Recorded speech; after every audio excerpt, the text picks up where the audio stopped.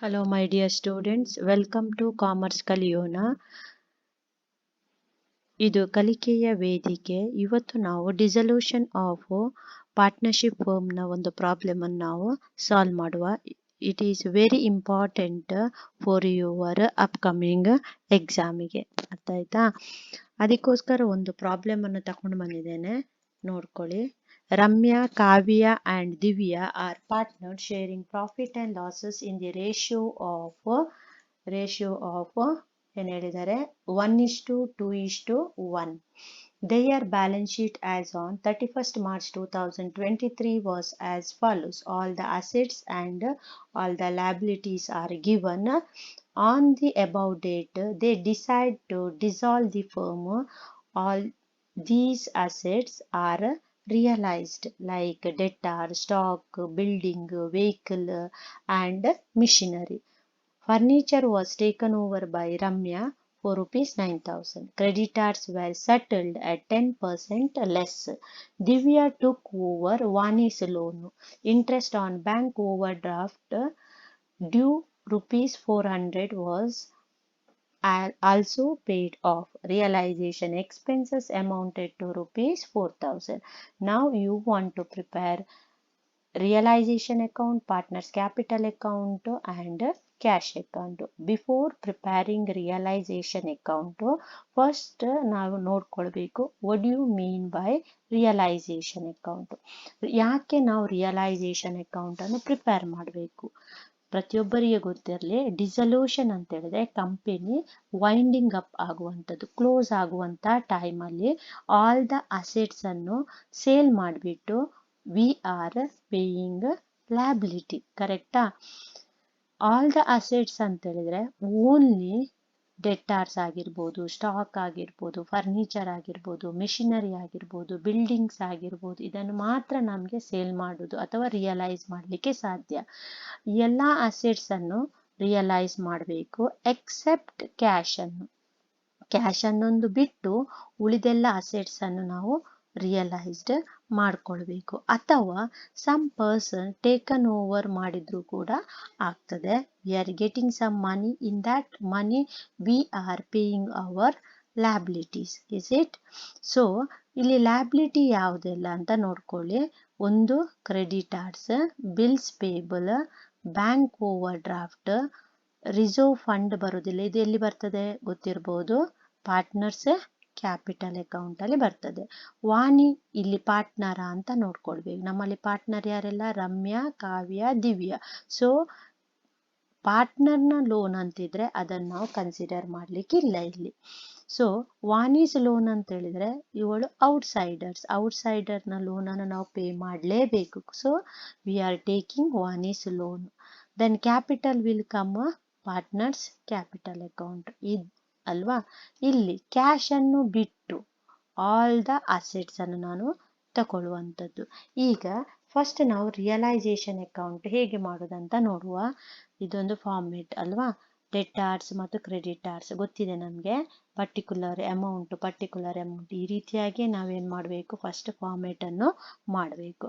ಇಲ್ಲಿ first old balance sheet ಅಲ್ಲಿರುವಂಥ assets ಅನ್ನು ಡೈರೆಕ್ಟ್ ಆಗಿ ನಾವು ಅಮೌಂಟ್ ಕಾಲಮ್ ಅಲ್ಲಿ ಬರಿಬೇಕು. ಹೆಚ್ಚಿನ ವಿದ್ಯಾರ್ಥಿಗಳು ತಪ್ಪು ಮಾಡ್ತಾರೆ. ಇನ್ನರ್ ಕಾಲಮ್ ಅಲ್ಲಿ ಬರೆದು ದೆನ್ ಟೋಟಲ್ ಮಾಡಿ ಔಟರ್ ಕಾಲಮ್ಗೆ ಬರೀತಾರೆ. ಹಾಗೆ ಬರೀಲಿಕ್ಕಿಲ್ಲ. Book value of the assets ಅನ್ನು ಯಾವತ್ತೂ ನಾವು ಡೈರೆಕ್ಟ್ ಅಮೌಂಟ್ ಕಾಲಮ್ ಅಲ್ಲೇ ಬರಿಬೇಕು. ಕ್ಲಿಯರ್?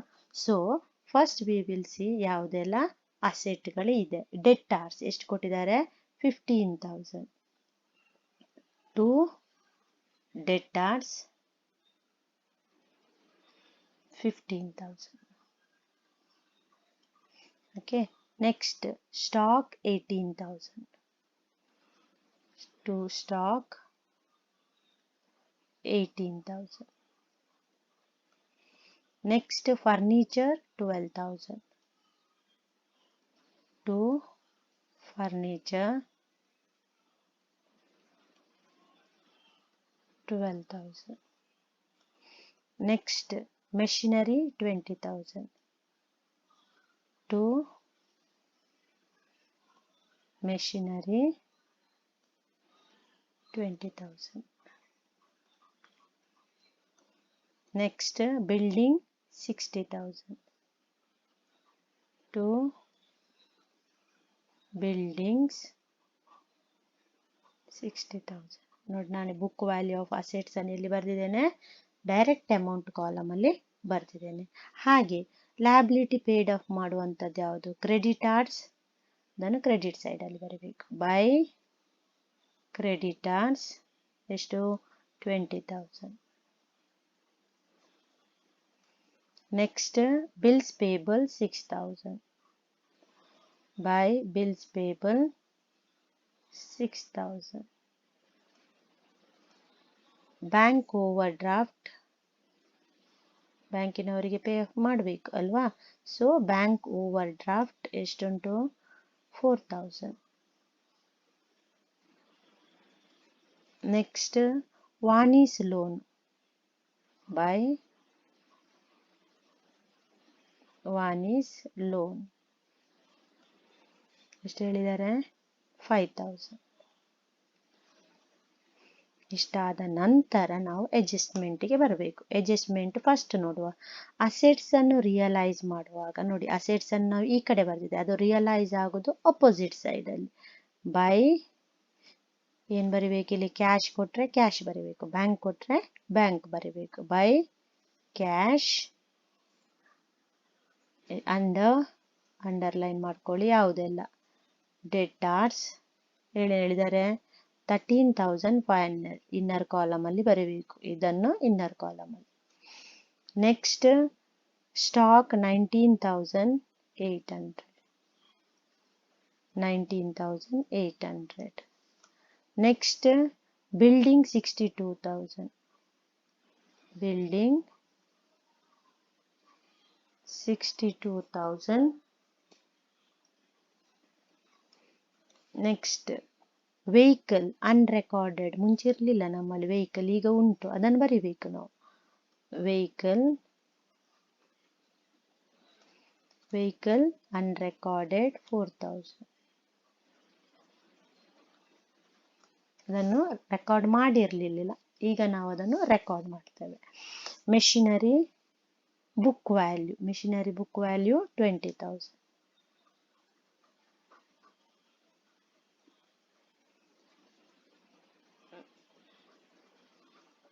ಆಯ್ತಾ? ಈಗ ಯಾವುದೆಲ್ಲ ಅಸೆಟ್ಸ್ ನಾವು ಬರ್ದೆವು? ಡೆಟಾರ್ಸ್ ಅದು ರಿಯಲೈಸ್ಡ್ ಆಯ್ತು, ಸರಿಯಾ? ನೆಕ್ಸ್ಟ್ ಸ್ಟಾಕ್ ರಿಯಲೈಸ್ಡ್ ಆಯ್ತು, ದೆನ್ ಬಿಲ್ಡಿಂಗ್ ರಿಯಲೈಸ್ಡ್ ಆಯ್ತು, ಮೆಷಿನರಿ ರಿಯಲೈಸ್ಡ್ ಆಯ್ತು. ಈಗ ಫರ್ನಿಚರ್ ಒಂದು ಬಾಕಿ ಆಗಿದೆ. ಫರ್ನಿಚರ್ ಏನಾದ್ರು ತಕೊಂಡಿದ್ದಾರಾ ಅಂತ ನೋಡ್ಕೊಳ್ಬೇಕು. ತಕೊಂಡಿದ್ರೆ ಅವರ ಹೆಸರನ್ನು ಬರಿಬೇಕು, ಇಲ್ಲದಿದ್ರೆ ಫರ್ನಿಚರ್ ಅನ್ನು ನಾವು ರಿಯಲೈಸ್ಡ್ ಮಾಡಬೇಕು. ನೋಡಿ ಹೇಳಿದ್ದಾರೆ second adjustment, furniture was taken over by Ramya ಅಂತ ಹೇಳಿದ್ದಾರೆ. So by Ramya's capital account ಎಷ್ಟಕ್ಕೆ ತಗೊಂಡಿದ್ದಾರೆ? 9,000 ಅಂತ ಹೇಳಿದ್ದಾರೆ, 9,000. ಸೊ ನಾವು ಆಲ್ ದ ಅಸೆಟ್ಸ್ ರಿಯಲೈಸ್ಡ್ ಆಯ್ತು ಅಲ್ವಾ? ಹಾಗೆ ಟೇಕನ್ ಓವರ್ ಆಗುವುದನ್ನು ಕೂಡ ಮಾಡಿದ್ದೇವೆ. ಈಗ ಇಲ್ಲಿ ಬೈ ಕ್ಯಾಶ್ನ ಅಂಡರ್ ಅಲ್ಲಿ ಬರ್ದಿದ್ದೇವಲ್ಲ, ಅದನ್ನು ಟೋಟಲ್ ಮಾಡಿ ಈ ಕಡೆ ಬರೆಯುವ. 13,500, 19,800, 62,000, 20,000 ಅಲ್ವಾ? ದೆನ್ 4,000. ಟೋಟಲ್ ಎಷ್ಟಾಯಿತು? 1,19,300. ಒಂದ್ಸಲ ಚೆಕ್ ಮಾಡ್ಕೊಳ್ಳಿ. 1,19,300. 13,500, 19,800, 62,000, 4,000 and 20,000. ಈಗ ಈ ಕಡೆ ಬರ್ದಂತ ಲ್ಯಾಬಿಲಿಟಿಯನ್ನು ನಾವು ಪೇಡ್ ಆಫ್ ಮಾಡುವಾಗ ಈ ಕಡೆ ಏನು ಬರಬೇಕು? To cash account. ಇದು ಕೂಡ ಇನ್ನರ್ ಕಾಲಮ್ ಅಲ್ಲಿ ಬರೀಬೇಕು. ಯಾವುದೆಲ್ಲ ಅಂತ ಹೇಳಿದ್ದಾರೆ ನೋಡಿ, ಥರ್ಡ್ ಅಡ್ಜಸ್ಟ್ಮೆಂಟ್ ಅಲ್ಲಿ. ಕ್ರೆಡಿಟಾರ್ಸ್ ವ್ಯಾರ್ ಸೆಟಲ್ 10% ಲೆಸ್, 10% ಕಡಿಮೆ ಮಾಡಿ ಬರೀರಿ ಅಂತ ಹೇಳಿದ್ದಾರೆ. 20,000 ಕ್ರೆಡಿಟಾರ್ಸ್ ಅಲ್ವಾ? ಅದನ್ನು 20,000 ಇಂಟು 10% ಲೆಸ್ ಅಂತ ಹೇಳಿದ್ದಾರೆ ಅಲ್ವಾ? ಲೆಸ್ ಅಂತ ಹೇಳಿದ್ರೆ ಎಷ್ಟಾಗ್ತದೆ? 2,000 ಮೈನಸ್ ಆಗ್ತದೆ. ಎಷ್ಟಾಯ್ತು ಇಲ್ಲಿ? 18,000 ಆಯ್ತು, ಸರಿಯಾ? ನೆಕ್ಸ್ಟ್ ಇನ್ನೇನು ಹೇಳಿದ್ದಾರೆ? ದಿವ್ಯಾ ಟುಕ್ ಓವರ್ ವಾನೀಸ್ ಲೋನ್ ಅಂತ ಹೇಳಿದ್ದಾರೆ. ಅಂದ್ರೆ ಏನು, ಕ್ರೆಡಿಟಾರ್ಸ್ ಆಯಿತು. ಬಿಲ್ಸ್ ಪೇಬಲ್ಗೆ ಏನಾದರೂ ಹೇಳಿದಾರಾ? ಇಲ್ಲ. ಸೊ ಆಸ್ ಇಟ್ ಈಸ್ ಬರಿಬೇಕು. ಬಿಲ್ಸ್ ಪೇಬಲ್ ಎಷ್ಟು? 6000. Bills payable 6000. Then bank overdraft. Bank overdraft ಆಯ್ತಾ. 4000 ಮುಂಚೆ ಇತ್ತು, ಈಗ ಏನು ಹೇಳಿದ್ದಾರೆ? 400 ರುಪೀಸ್ ಡ್ಯೂ ಅಂತ ಹೇಳಿದ್ದಾರೆ, ಬಾಕಿ ಆಗಿದೆ ಅಂತ ಹೇಳಿದ್ದಾರೆ. ಅದೇನು? ಔಟ್ಸ್ಟ್ಯಾಂಡಿಂಗ್ ಅಲ್ವಾ. ಅದನ್ನು ನಾವು ಇಲ್ಲಿಗೆ ತಗೊಂಡು ಬಂದರೆ ಎಷ್ಟಾಯಿತು? 4400. ಇದು ಕೂಡ ಆಯಿತು. ಬಿಲ್ಸ್ ಬ್ಯಾಂಕ್ ಓವರ್ ಡ್ರಾಫ್ಟ್ ಆಯಿತು. ವಾನೀಸ್ ಲೋನ್ ಅನ್ನು ಏನು ಮಾಡಿದ್ದಾರೆ ನೋಡ್ಕೊಳ್ಳಿ. ವಾನೀಸ್ ಲೋನು ಏನಾಗಿದೆ? ದಿವ್ಯಾ ಟುಕ್ ಓವರ್ ಅಂತ ಹೇಳಿದ್ದಾರೆ. ಅಂದ್ರೆ ಏನು? ಅದನ್ನು ನಾವು ತಗೊಳ್ಳಿಕ್ಕಿಲ್ಲ ಇಲ್ಲಿ ಅಲ್ವಾ. So we are adding only 3 items: 18,000, 6,000, 4,400. Total is 28,400. Correct. Next, 2. Divya's capital account. Divya's capital account ಏನಾಗಿದೆ? ವಾಣಿಯ ಲೋನ್ ಅನ್ನು ತಗೊಂಡಿದ್ದಾಳೆ. ವಾನೀಸ್ ಲೋನ್ ಅಲ್ವಾ, ತಗೊಂಡಿದ್ದಾರೆ. ಇದು ರಮ್ಯಾ ತಗೊಂಡದ್ದು ಯಾವುದು? ಫರ್ನಿಚರ್. ನೆನಪಿರ್ಬೇಕು ಆಯ್ತಾ. ದಿವ್ಯಾ ಎಷ್ಟಾಯ್ತು? ಬುಕ್ ವ್ಯಾಲ್ಯೂಯೇ ತಗೊಂಡಿದ್ದಾರೆ. ಏನು ಅಮೌಂಟ್ ಕೊಟ್ಟಿಲ್ಲ, ಹಾಗಂದ್ರೆ ಏನು, ನಾವು ಬುಕ್ ವ್ಯಾಲ್ಯೂನೇ ತಗೊಳ್ತು. ಬುಕ್ ವ್ಯಾಲ್ಯೂ ಎಷ್ಟುಂಟು? 5000. ಕರೆಕ್ಟಾ. ಈಗ ನೆಕ್ಸ್ಟ್ ಏನು ಅಡ್ಜಸ್ಟ್ಮೆಂಟ್ ಉಂಟು? 4th one, realisation expenses. Expenses always debit to cash account. Expenses how much? 4000. Okay, now all the adjustment over. Now we want to find out total. ಈ ಕಡೆ 20,000, 6,000, 4,000, 5,000, 1,19,300 and 9,000. ನನ್ನ ಪ್ರಕಾರ credit side ಜಾಸ್ತಿ ಉಂಟು. So I will take credit side total as A total amount. How much amount? 1,63,300. ನಾನು count ಮಾಡಿದ್ದೇನೆ, ನೀವು ಒಂದ್ಸಲ ಮಾಡ್ಕೊಳ್ಳಿ. 1,63,300. ಈ ಕಡೆದು ಕಮ್ಮಿ ಉಂಟು debit side, so we want to minus it ಅಲ್ವಾ. ಈ ಅಮೌಂಟನ್ನು ನಾವು ಡೆಬಿಟಲ್ಲಿ ಕಮ್ಮಿ ಬಂದಿದೆ ಅಲ್ವಾ, ಕ್ರೆಡಿಟಲ್ಲಿ ಜಾಸ್ತಿ ಉಂಟು. ಇನ್ಕಮ್ ಜಾಸ್ತಿ ಉಂಟು, ಎಕ್ಸ್ಪೆಂಡಿಚರ್ ಕಮ್ಮಿ ಉಂಟು. ಹಾಗೇನಾಗ್ತದೆ? ನಮಗೆ ಪ್ರಾಫಿಟ್ ಆಗ್ತದೆ. ಸೊ ಪ್ರಾಫಿಟ್ ಟ್ರಾನ್ಸ್ಫರ್ ಟು ಯಾರಿಗೆ? ರಮ್ಯಾ ಮತ್ತೆ ಯಾರು? ಕಾವ್ಯ ಆ್ಯಂಡ್ ದಿವ್ಯಾ ಆಯ್ತಾ. ನೆಕ್ಸ್ಟ್ ರೇಷಿಯೋ ಎಷ್ಟು ಹೇಳಿದ? ಇಲ್ಲಿ ಡಿಫ್ರೆನ್ಸ್ ನೋಡ್ಕೊಳ್ಬೇಕು. 1,63,300 minus 15,000 minus 18,000 minus 12,000 minus 20,000 minus 60,000 minus 28,400 minus 5,000 minus 4,000. What is the difference amount? 900 rupees is the difference amount. This 900 rupees ಅನ್ನು ನಾನಿಲ್ಲಿ ತಗೊಳ್ತೇನೆ. ಓಕೆ, 900 900 900 into their ratio 1:1:2:1 ಅಲ್ಲ, 1/4 2/4 and 1/4. What is the answer? What is the answer? 225, then 450, then 225. Now it is tally alwa. Now it is tallied. 1,63,300. This is the realization account. Then we will move to the partners capital account. Okay, partners capital account ಮಾಡುವಾಗ ನಾನು ಹೇಳಿದ್ದೇನೆ, ಅಲ್ಲಿ ಕೂಡ format ಅನ್ನು follow ಮಾಡಬೇಕು. ಎಲ್ಲಿಯೂ ಕೂಡ short form use ಮಾಡಲಿಕ್ಕಿಲ್ಲ. we are writing debit side particular, then all three partners name, then credit side particular all three partners names. ಆಯ್ತಾ, ಇದನ್ನೆಲ್ಲ ಬರಿಬೇಕು ನಾವು. ಆನಂತರ ನೀವೇನು ಮಾಡಬೇಕು, ಓಲ್ಡ್ ಬ್ಯಾಲೆನ್ಸ್ ಶೀಟಿಗೆ ಹೋಗಬೇಕು. ಅಲ್ಲಿ ಯಾವುದೆಲ್ಲ ಬಿಟ್ಟಿದ್ದೇವೆ ನಾವು ನೋಡಿ, ರಿಸರ್ವ್ ಫಂಡ್ ಬರೀಲಿಲ್ಲ, ಕ್ಯಾಪಿಟಲ್ ಬರೀಲಿಲ್ಲ, ಅದನ್ನು ನಾವು ಲ್ಯಾಬಿಲಿಟಿ ಸೈಡ್ ಇದ್ದ ಕಾರಣ ನಾವೆಲ್ಲಿ ಬರಿತೇವೆ ಆಗ, ಕ್ರೆಡಿಟ್ ಸೈಡಲ್ಲಿ ಬರಿತೇವೆ. ಕರೆಕ್ಟಾ? ಬೈ ಬ್ಯಾಲೆನ್ಸ್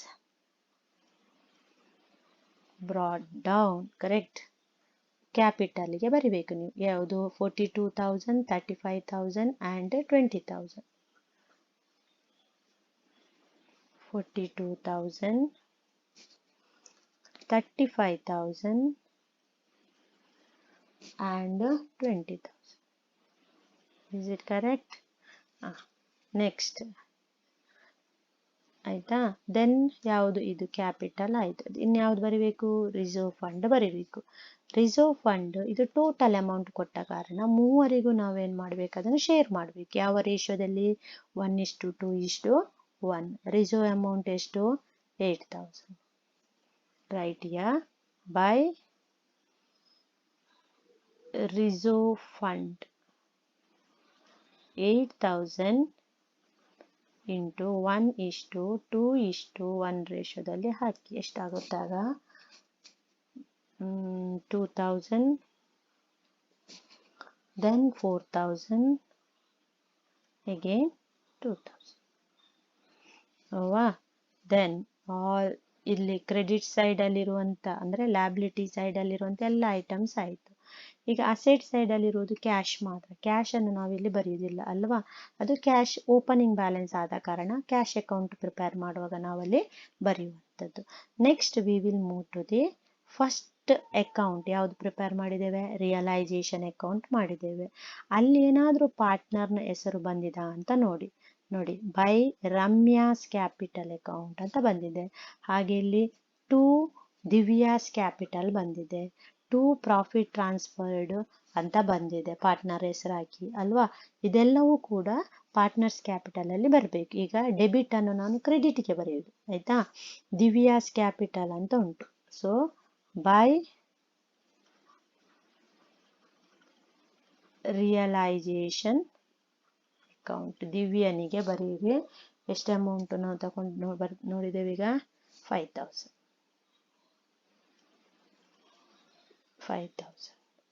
ನೆಕ್ಸ್ಟ್ ಯಾವುದುಂಟು? ಬೈ ರಿಯಲೈಸೇಷನ್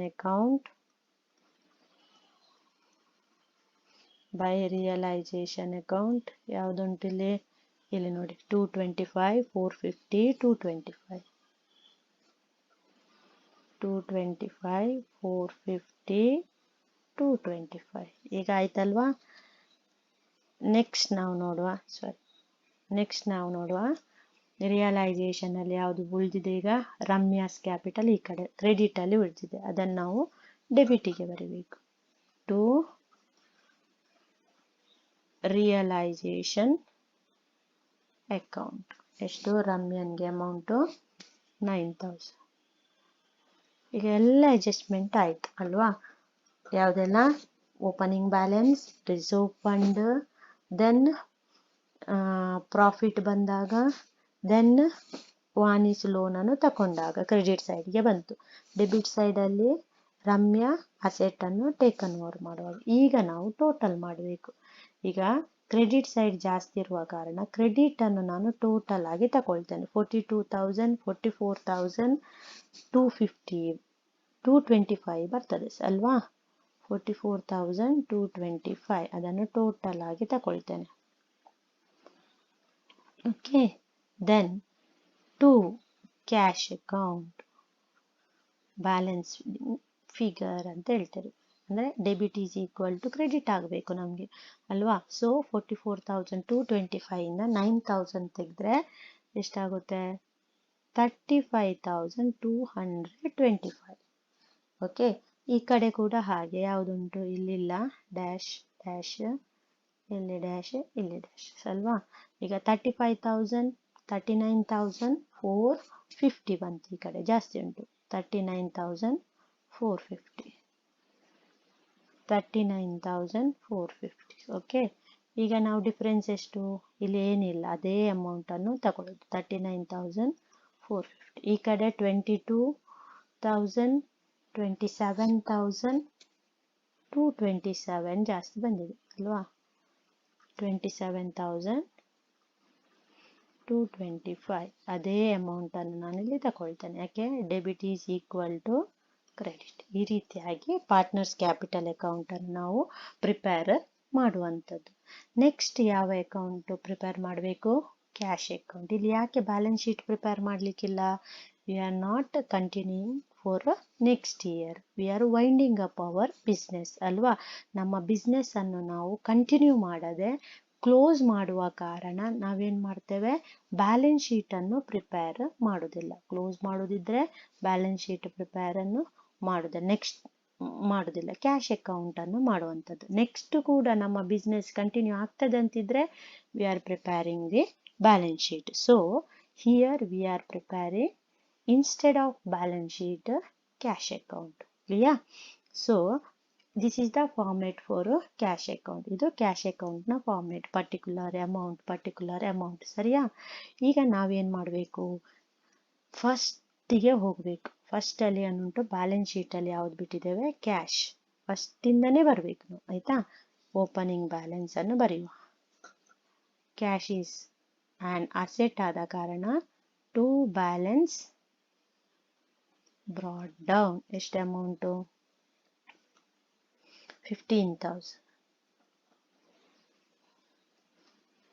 ಸರಿಯಾ? 15,000. ನೆಕ್ಸ್ಟ್ ನಾವು ಏನು ಮಾಡಬೇಕು? ರಿಯಲೈಸೇಷನ್ ಅಕೌಂಟ್ ಅಲ್ಲಿ ಎಲ್ಲೆಲ್ಲ ಕ್ಯಾಶ್ ಬಂದಿದೆ ನೋಡಿ. ನಾನು ಎಲ್ಲಿ ಟಿಕ್ ಮಾಡಲಿಲ್ಲ ಅದೆಲ್ಲ ನಿಮಗೆ ಗೊತ್ತಾಗ್ತದೆ ನೋಡಿ.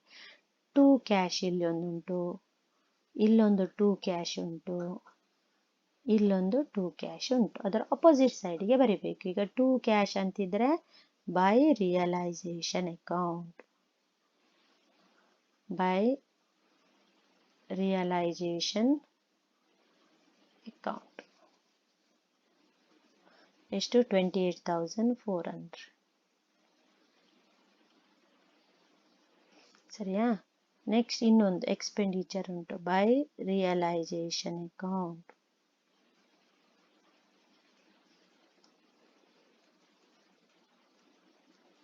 ನೋಡಿ ಕ್ಯಾಶ್ ಎಷ್ಟುಂಟು? 4,000. ಕ್ಯಾಶ್ ಬುಕ್ಕಲ್ಲಿ ಕ್ಯಾಶ್ ವರ್ಡ್ ಬರಲಿಕ್ಕಿಲ್ಲ, ಅದರ್ ಅಕೌಂಟ್ನ ಹೆಸರು ಬರಬೇಕು. ಯಾವುದೇ ಅಕೌಂಟ್ ಪ್ರಿಪೇರ್ ಮಾಡುವಾಗ ಅದರದ್ದೇ ಬುಕ್ಕಲ್ಲಿ ಅದರ ಹೆಸರು ಬರುವುದಿಲ್ಲ. ಓಕೆ, ಸ್ಟೂಡೆಂಟ್ ತುಂಬ ಮಿಸ್ಟೇಕ್ ಮಾಡೋದು ಇಲ್ಲಿ. ಕ್ಯಾಶ್ ಅಕೌಂಟ್ ಪ್ರಿಪೇರ್ ಮಾಡ್ತಾರೆ, ಪುನಃ 2 ಕ್ಯಾಶ್ ಬೈ ಕ್ಯಾಶ್ ಅಂತ ಬರೀತಾರೆ. ಹಾಗೆ ಬರೀಲಿಕ್ಕಿಲ್ಲ. ಕ್ಯಾಶ್ ಅಕೌಂಟಲ್ಲಿ ಇನ್ನೊಂದು ಅಕೌಂಟ್ ಬರಬೇಕು. ಓಕೆ, ಈಗ ನೋಡಿ ಇಲ್ಲಿ ಈ ಸೈಡ್ ಇದ್ದೆಲ್ಲ ಆಯ್ತು, ಈ ಸೈಡ್ ಟಿಕ್ ಮಾಡಿದ್ದು ಬೈ ಕ್ಯಾಶ್ ಅಂತ ಉಂಟು. ಆಗ ಏನು ಮಾಡಬೇಕು?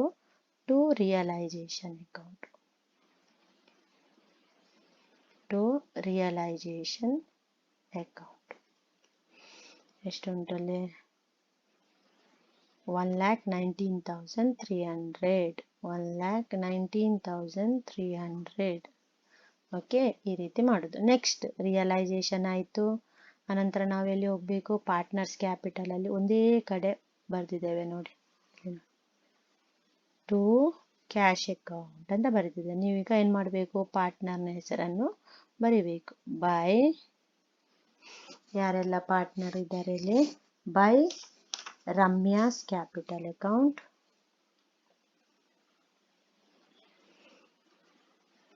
Ramya's capital account. ಬೈ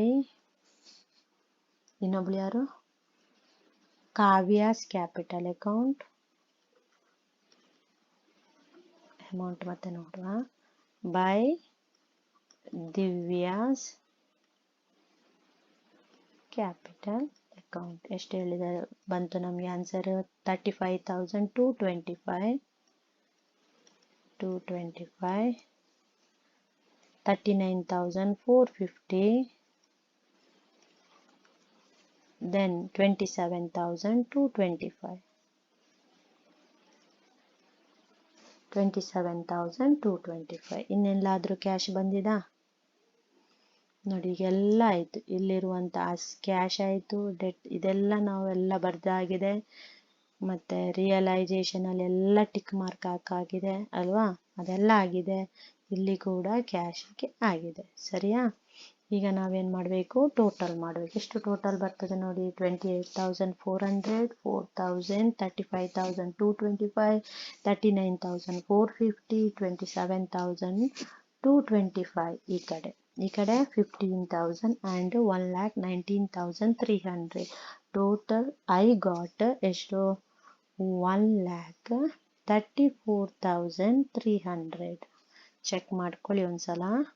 1,34,300. ನಾವು ಟ್ಯಾಲಿ ಈ ರೀತಿಯಾಗಿ ನಾವೇನು ಮಾಡುವಂಥದ್ದು, ಡಿಸಲ್ಯೂಷನ್ ಆಫ್ ಪಾರ್ಟ್ನರ್ಶಿಪ್ ಫಾರ್ಮ್ ಅನ್ನು ನಾವು ಕ್ಯಾಲ್ಕುಲೇಟ್ ಮಾಡುವಂಥದ್ದು. If you have any doubt you can clarify with your comment section ಅಲ್ಲಿ. Okay, I will clarify.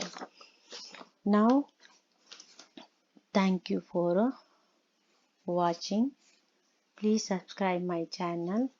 ಹಾಗೆ second PUC and first PUC commerce ವಿಷಯಕ್ಕೆ ಸಂಬಂಧಿಸಿದ ಯಾವುದೇ ಕ್ಲಾಸ್ಗಳಿಗೆ ನಮ್ಮ ಕಾಮರ್ಸ್ ಕಲಿಯೋಣ ಚಾನಲ್ಗೆ ಸಬ್ಸ್ಕ್ರೈಬ್ ಮಾಡಿ, ಸಪೋರ್ಟ್ ಮಾಡಿ.